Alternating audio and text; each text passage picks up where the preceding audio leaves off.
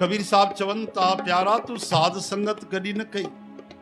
हाणे असांखे इहा ॻाल्हि लॻंदी असां त रोज़ साध संगत था कयूं, लेकिन उहे साध संगत न कए कि हिकु बार अचूं निकुर्त बदिलजी वञे। सत्संग त हिकु सत्संग में इंसानु बदिली वञणु खपे।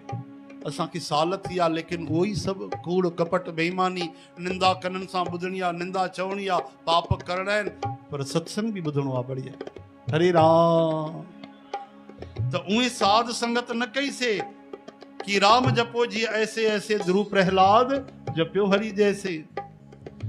कूड़ा धंधा बि कंदा रहियासीं ऐं सत्संग बि ॿुधंदा रहियासीं, दवाई बि पीअंदा रहंदासीं ऐं खटाई बि पीअंदा रहियासीं। हरे राम। हाणे ध्यानु ॾिजो, कबीर साहब चवनि था स्वान सूकर बाइस जिवें भटकत चालियो उठ। तुंहिंजी ज़िंदगी कीअं, टे उदाहरण ॾिना अथऊं। स्वान कंहिंखे चइबो आहे, सूकर ऐं बाइस। चओ हरे राम। हिकिड़ो कुतो, ॿियो सूअर ऐं टियों कांव। असांजो जीवन बि ईअं ई आहे। स्वान यानी कुते वांगुरु।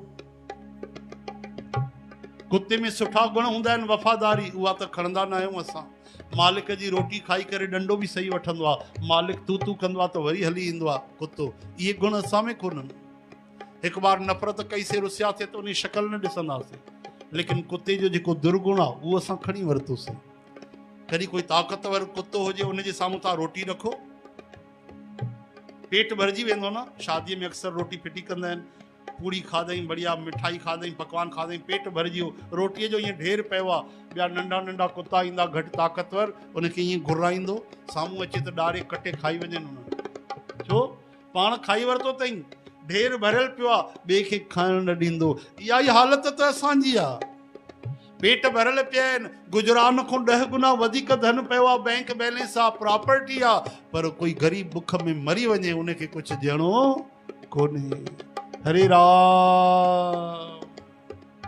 कॾहिं दान न करिणो आहे, कॾहिं गौशाला न ठाराइणी आहे। असांजे भारत देश में हज़ारे हज़ारे करोड़पति माण्हू आहिनि जेको हिकु हिकु माण्हू पंहिंजी गौशाला ठाराए थो सघे, अकेलो अकेलो।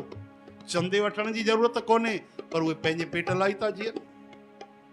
कंहिंखे फुर्सत आहे पैसा ख़र्च करे, लालच अची वई आहे। कबीर साहब चवनि था कुते वारी ज़िंदगी आहे। माफ़ कजो, ॾाढा कठिन वचन आहिनि कबीर साहब जा, लेकिन गुरु ग्रंथ साहिब जी वाणी आहे।